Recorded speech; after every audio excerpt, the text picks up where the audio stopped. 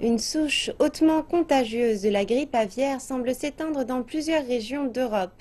Mardi, c'était au tour de la Suisse d'adopter des mesures pour contenir le virus. Genève emboîtait ainsi le pas à 8 autres pays européens, dont l'Allemagne. L'aviculteur allemand Michael Schikowski ne vend ses oies qu'à Noël. Actuellement, dans sa petite ferme de Brandebourg, la période des précommandes se déroule normalement. Mais Michael Schikowski craint que si l'Allemagne annonce davantage de cas de grippe aviaire, les restrictions gouvernementales pourraient commencer à affecter son entreprise.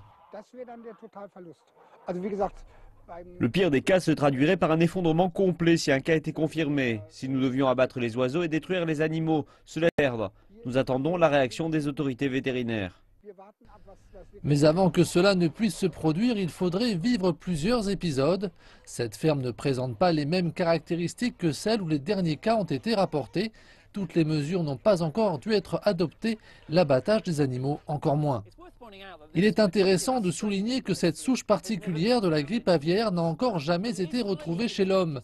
Elle est cependant très contagieuse chez les oiseaux et semble se répandre rapidement parmi la population sauvage, ce qui est beaucoup plus difficile à contrôler.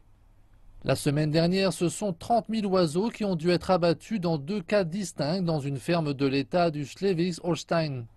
Au cours du week-end dernier, le gouvernement danois a mis en garde contre la propagation de la maladie. À ce jour, des cas ont été relevés en Autriche, en Croatie, en Hollande, en Hongrie, en Pologne, en Suisse et dernièrement en Israël. Cette souche actuelle de la grippe aviaire H5N8 est peut-être l'une des plus sévères, mais les experts ne sont pas trop inquiets.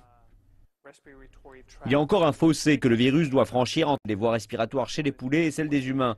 Une certaine adaptation doit être possible. Cela se produit dans les pays asiatiques, souvent là où les gens vivent à proximité ou avec leur bétail et les volailles et sont ainsi en contact constant avec leurs animaux. La transmission est alors beaucoup plus probable. Même si les oiseaux morts de la maladie ou encore l'abattage préventif ne font pas les affaires de la filière, on redoute que cela ne soit hélas nécessaire.